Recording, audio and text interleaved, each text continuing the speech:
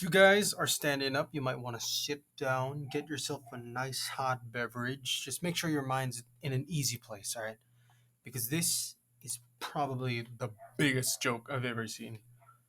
Jake Paul versus Mike Tyson. Now, just let that marinate for a second. You know, it's either a joke or something I'd put into AI prompts to use for a thumbnail because these two worlds have somehow collided and we've gotten this conclusion. The bees have buzzed and we've uncovered the verdict of the judges.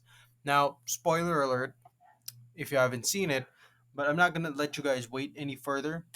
Jake Paul has become the victor. He won. Dirkman from Bizardvark beat Mike Tyson in unanimous decision. Now, I'm not planning to defend anyone's claims on who should have been the winner. Obviously, Jake Paul won, so that's how we get it.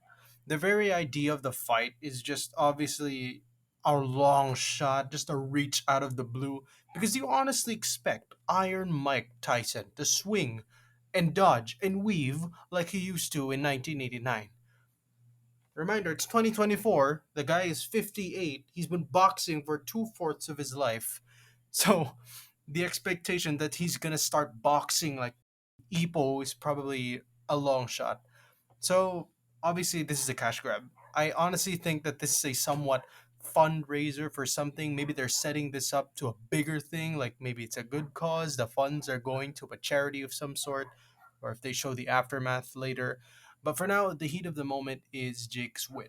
I'm sure that any other universe variant there is out there, Jake Paul has been hammered by Mike Tyson. I'm pretty sure that Mike Tyson was the victor in any other multiversal scenario.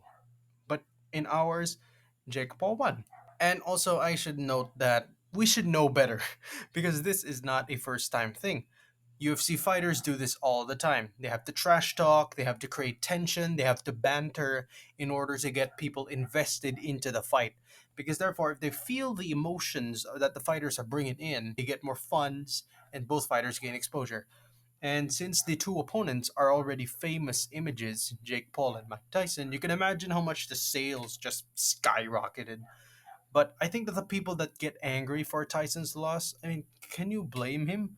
Obviously, it's tough watching the GOAT take an L, but he was great at one point. He was unstoppable and feared at some point.